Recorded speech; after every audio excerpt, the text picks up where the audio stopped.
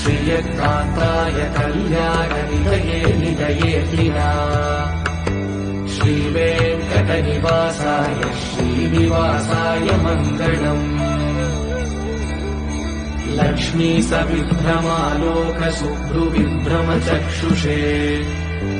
चक्षुषे सर्वलोकानां वेङ्कटेशाय मङ्गलम् श्रीवेङ्कटाद्रिशृङ्गाग्रमङ्गलाभरणाग्रये मङ्गलानां श्रीनिवासाय मङ्गलम्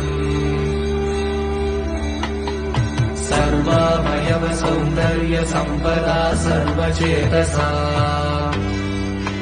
सदा सम्मोहनायास्तु वेङ्कटेशाय मङ्गलम्